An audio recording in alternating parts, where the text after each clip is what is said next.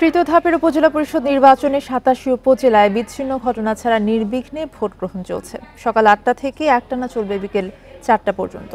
১৬টি উপজেলা ইভিএমে এবং বাকিগুলোতে ব্যালটে ভোট হচ্ছে।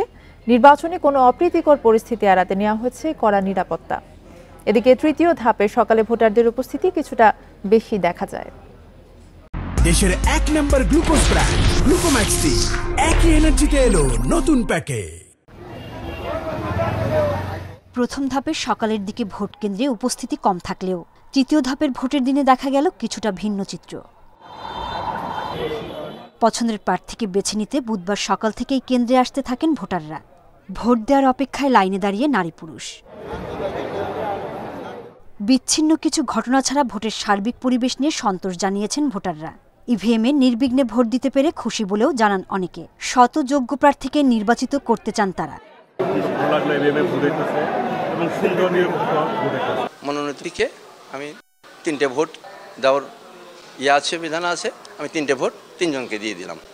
এদিকে সুষ্ঠু ভোট হলে জয়ের ব্যাপারে আশাবাদী প্রার্থীরা। এখন ভোটাররা তারা চয়েস করবে তাদের যোগ্য প্রতিনিধি হিসেবে কাকে নির্বাচিত করা যায় সেই ব্যাপারে আমি সেদিক থেকে বিবেচনায় আমি আশা করছি যে ইনশাআল্লাহ ভোটাররা তাদের পছন্দের ব্যক্তি হিসেবে আমাকে বেছে নেবে। প্রার্থী সে একজন বিজ্ঞ লয়ার, অত্যন্ত ভালো বলে আমি জানি, কিন্তু মানুষের কাছে তত বেশি পরিচিত বলে আমি মনে করি না। মানুষ আমাকে বেছে নেবে বলে আমার বিশ্বাস। অবাধ ও সুষ্ঠু ভোট নিশ্চিতে সব ধরনের ব্যবস্থা নেন নির্বাচনী কর্মকর্তারা।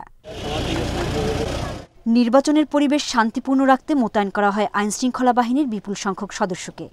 আমরা সবিশেষ গুরুত্ব দিয়েছি, সেই জন্য এবার নিরাপত্তার সকল ক্ষেত্রে বৃদ্ধি করা হয়েছে এবং এখন পর্যন্ত আমরা দেখেছি শান্তিপূর্ণ নির্বাচন হচ্ছে।